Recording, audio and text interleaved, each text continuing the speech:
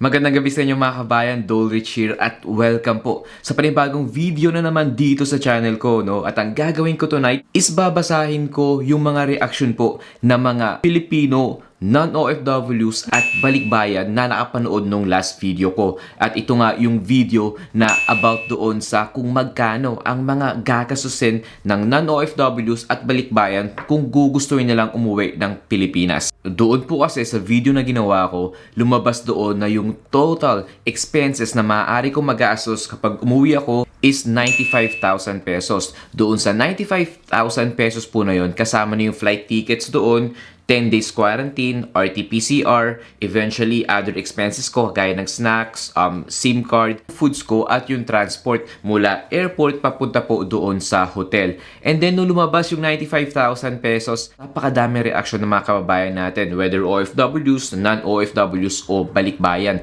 Yung iba sinasabi yung 95,000 napakalaki daw, grabe naman daw masyado at pwede ko pa yun mapababa kung gugustuhin ko. Yung iba naman sinasabi na, oy, wala pa yan sa ginastos namin. Kami nga, more than 100,000.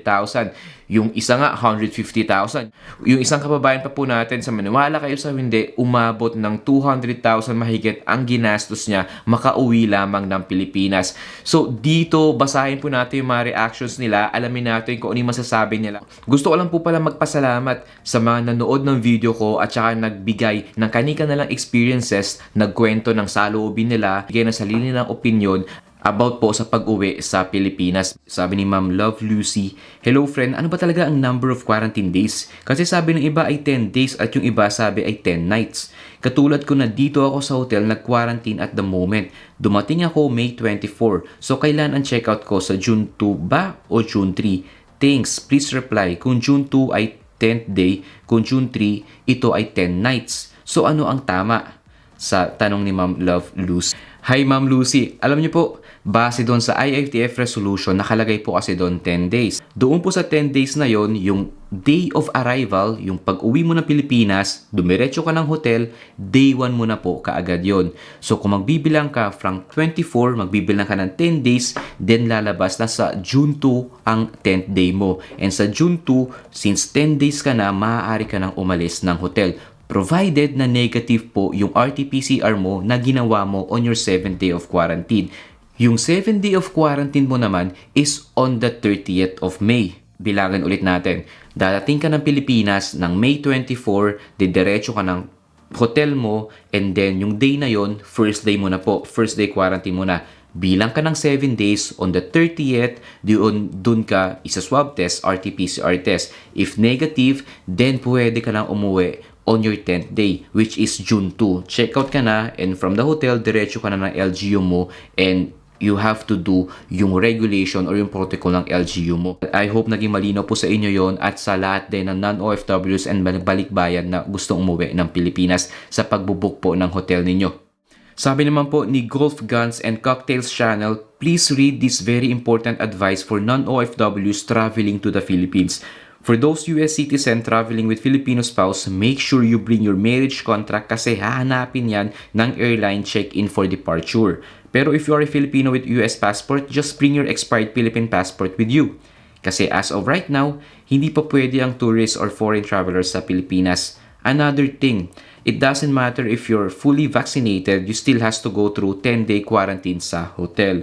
And before the hotel releases you on the 10th day, you need 3 things to show them. Ito, very important po itong 3 things na ito. Number 1, negative COVID-19 test result that was done on your 7th day. Number 2, LGU acceptance letter kasi you still have to complete 4 days quarantine at your home destination. May dagdag ko lang po na depende sa home destination mo yan. Yung ibang LGU, maaaring mas mahaba pa yung quarantine days na kailangan mong bunuin. And number 3, Bureau of Quarantine Certificate. Make sure you arrange with your quarantine hotel to pick you up upon arrival. Expect at least 1 hour processing when you arrive sa NAIA. Kung hindi naman kinakailangan or importante mag-travel, just wait na lang po kayo when this BS is over. Maraming salamat for this valuable information.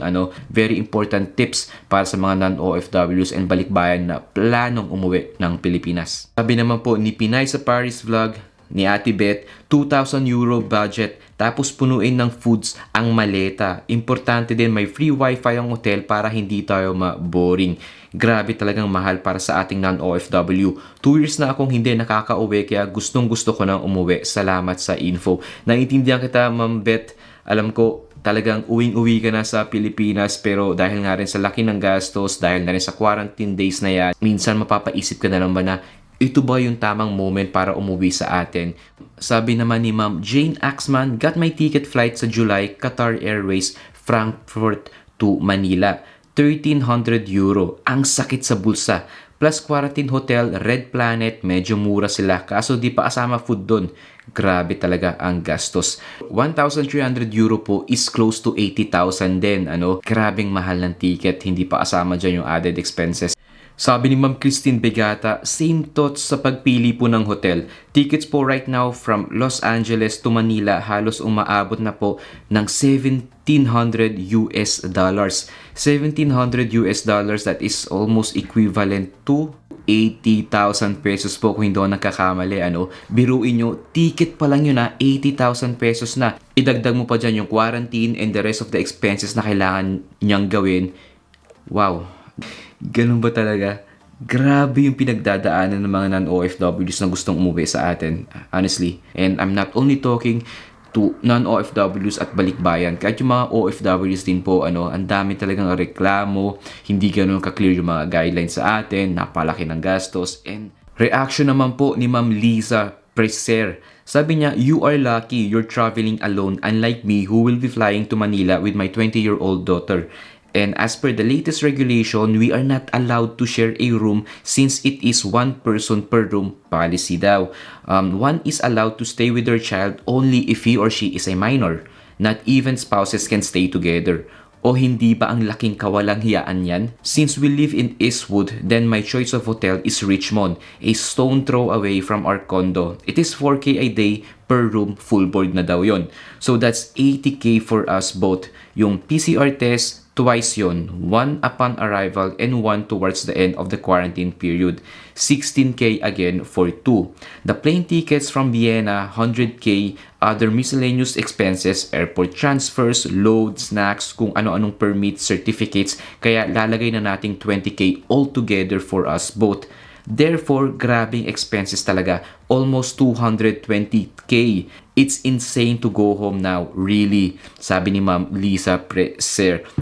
I am speechless. Grabe yung mga gastos mo, Ma'am Lisa, Kasi manggagaling ka sa Vienna, sa Austria, pa uwi ng Manila. Flight tickets pa lang, talo ka na Napalaki na ng flight tickets. Idagdag mo pa dyan yung quarantine hotel at magkahiwalay pa dapat sila ng anak niya ng room.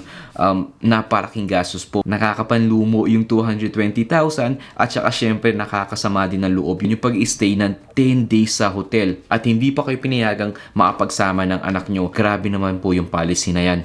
The reason na umuuwi yung mga balikbayan at non-OFW sa Pilipinas is vacation, is to spend time with their families, is to see their loved ones. Pero ano po ang kapalit, di ba? Eto, stress, a lot of frustration, a lot of paperwork, and sana naman nakikinig yung government natin, and sana naman by the next meeting ng IATF, maisipan naman po nila na i-decrease yung amount of quarantine at isipin din yung gastos sa mga non-OFWs at balikbayan na gusto lang umuwi ng Pilipinas to see their loved ones, di ba?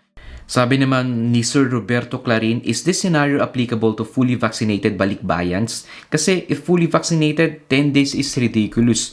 I have the same sentiment with you, Sir Roberto, pero unfortunately, sa ngayon, wala pa pong apart regulation yung mga vaccinated travelers or non-OFWs and balikbayan.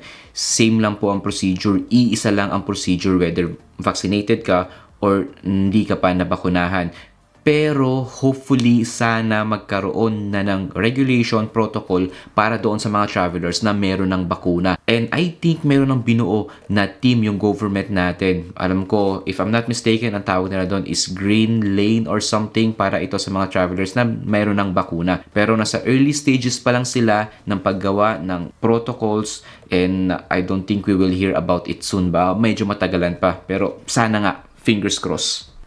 Sabi ni Ma'am Gail Likup, I compare DOH sa barker ng jeep. We all know what a jeep na barker does, di ba? Ang barker nagtatawag ng pasahero na sasakay sa jeep, then yung driver ng jeep, pag puno na, bibigyan ng pera yung barker. Same with DOH. May mga hotel silang accredited na pag quarantinan at padadalhan sa mga traveler na darating sa Pinas. Then, alam niyo na siguro ang kasunod, sabi ni Ma'am Gail Licop. Ayun po yung opinion niya, ano? Alam niyo naman, corruption is still a problem sa Pilipinas. In all forms, in all sorts, hindi na natapos yung ganyang gawain sa atin. From the highest to the lowest. Ang kawawa, yung mga kababayan natin, yung mga umubing OFWs, non-OFWs, kahit yung mga ordinaryong mamamayan din na sa Pilipinas. Sabi ni Sir Jello Sander, my total is about 73,000 pesos with tickets, hotel booking, the testings, back and forth, food expenses, and other expenses. I also got 1 month vacation. I could have used this money for something meaningful than spending it on this ridiculous protocol. Also, I already experienced COVID last year and I'm fully vaccinated, sabi ni Sir Jello Sander. I agree with him, yung pera na magagastos mo sa pag-uwi mo sa Pilipinas, magagamit mo pa sana siya sa family mo, sa pagbili ng mga pasalubong, sa pag-invest sa Pilipinas, or pagbili ng something na valuable para sa sarili mo. Ngayon, yung pera na yon, wala, naigastos mo na either sa flight tickets mo, sa testing, sa accommodation, sa quarantine, other documents na kailangan mong lakarin. So ayun po, 'di ba? Masakit na sa bulsa, masakit na sa puso, aba akalain mo masakit pa sa ulo.